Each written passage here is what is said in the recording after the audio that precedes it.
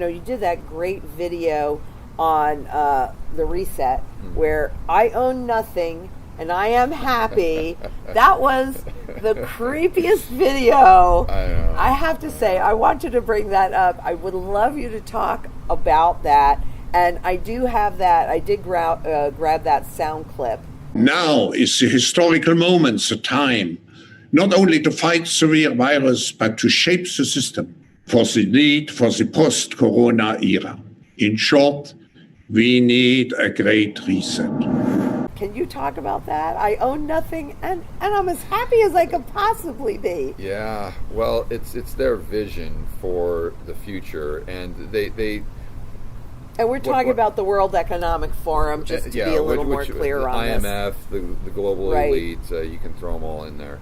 And what I found fascinating when I was doing the research for that is when I Googled it initially, you know how the search results in Google tell you kind of like the title, like the code title or something like that, and sometimes you click on it and it's a different title. Yes. So I noticed that the title of that was something alarming, like I can't recall, like what the future or what 2020 or what 2030 is going to look like or something like that. And I clicked on the actual title, and it was much more mellow, let's say. I'm like, that's odd. So I did some more searching, and I found that the original article was on Forbes with the original title, and that they changed the title and then put in this disclaimer. And I'm like, obviously what happens, they got so much blowback from that they did all these things. But prior to that, they never had a disclaimer. And the disclaimer said, oh, this isn't our vision of the future. We're just using this as a thought experiment. Like, okay, well, why didn't you have that in the original blog post, right?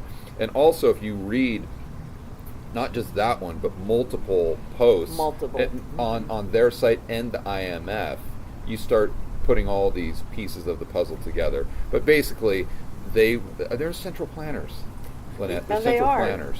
And so their ideal is for communist Russia, let's say, from a standpoint of they own the housing, the government owns the housing.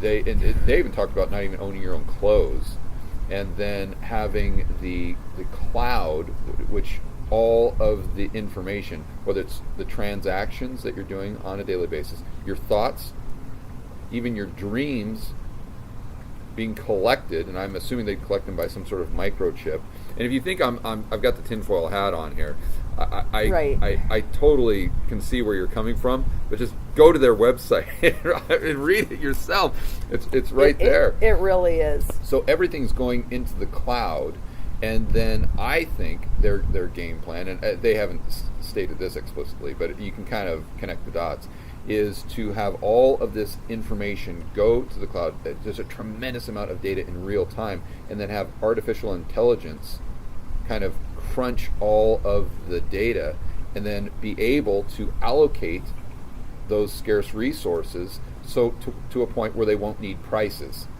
You see, if you and I were in charge, if the World Economic Forum came to us, let's say, and said, Lynette, George, you guys are the experts, we need you to come up with a game plan on how we could make communism work, right? Obviously, you and I would tell them to pound sand, but let's just say that we are going to kind of whiteboard that out, just for a thought experiment or whatever. That's what I do. That's exactly what I do. So you look back at what happened in Russia and why it went south. That's that price curve we talked about. And so I would say, okay, Lynette, what we need is everyone to have an account with the Fed or the central bank, because we need all of those transactions. We need to understand where people are spending their money, what they're spending it on. We need to understand that in real time. So the billions of transactions that happen in the United States daily, we need that coming in to the cloud in real time. Then we need to hopefully get people's their thoughts, and then for healthcare, we need to get the chip to send us their heart rate and everything, so we can determine if we have to provide healthcare, who gets the healthcare and who doesn't, right? And not only that, but we can determine by the chip if you've been eating too much sugar, and if you've been eating too much sugar for the greater good, we're going to cut you off from buying sugar for the next 6 months. because you're part of the healthcare system, and for the greater good of society, we're not going to allow you to eat those donuts anymore. You see? And then I'd say by 2030, artificial intelligence will be so powerful that if we collect all this data in real time, artificial intelligence will be able to allocate resources and manage the economy better than individual human beings could back in the day of free market capitalism.